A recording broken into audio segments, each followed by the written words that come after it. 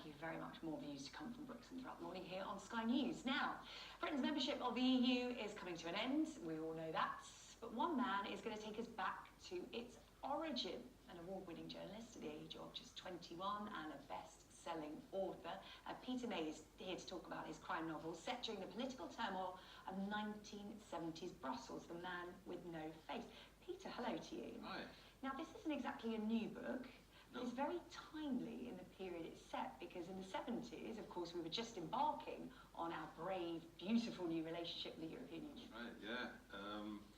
It's funny when you look back, because you know, there was the membership and then there was the referendum in 75, and I was there around about 1978 to do research for this book, and I was very fortunate at that time to have the cooperation of the then Europe correspondent of the Scotsman, a guy called David Gow, who got me accreditation for the Council of Ministers and the Berlaymont, and so I got to all the press briefings and drank with the press in the bars and ate in the restaurants and things. So soaked up all that atmosphere, you know. But certainly the view at the time was that it was top heavy with bureaucracy, that there was you know, misappropriation of funds, this corruption.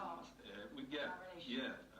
And in the book, that my journalist character is sent out to dig up this kind of dirt. And I don't want to give too much away, but you know, there is a murder.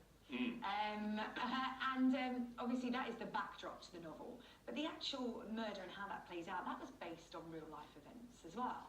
Yeah. So you've merged the two. I'm obviously a bit of a news junkie. I was a journalist to start off with, this was a story I picked up in one of the Sunday papers about 1976 or so, and it was the assassination of a French MP, a deputy, who had been a Minister of State, I think, under de Gaulle, and he was assassinated in a dark Paris street as he was coming out from his financial advisor's house, and nobody ever discovered who was really behind it. There were a number of suspects who mysteriously all disappeared or were killed in car accidents, and the government just covered it all up. And I just thought, this is an interesting and intriguing story, but let's reset it in Brussels, because Brussels was then the new beating heart of Europe. So let's stick it there and see how political corruption and assassination plays out in that setting. Given what you were saying about, you know, the writing was on the wall, similar things were being said in the 70s are being said right now. I mean, you know, with your author's hat on and your journalist hat on, do you think there was an inevitability that we'd end up in the position we're in right now, voting to come back in? Well, back then, no, you would never have dreamt it. I mean, when they announced that there was going to be this referendum, I mean, I live in France, and I've been living in France for a good number of years, and I saw the referendum on the horizon, and I thought, they're going to vote to leave.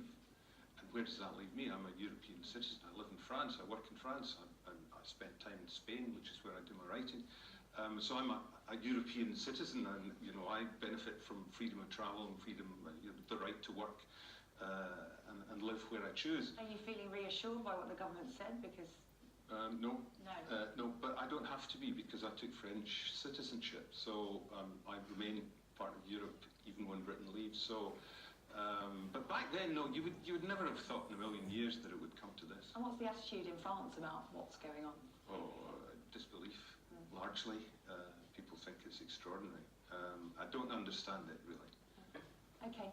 Well, Peter, really interested to speak to you. Peter May, author of The Man with No Face, which is out today, set against European turmoil. It's a thing we're talking about a lot. Thank you very much. Very good to see you this morning. We're going to take a check on the weather now with Isabel. Here she is.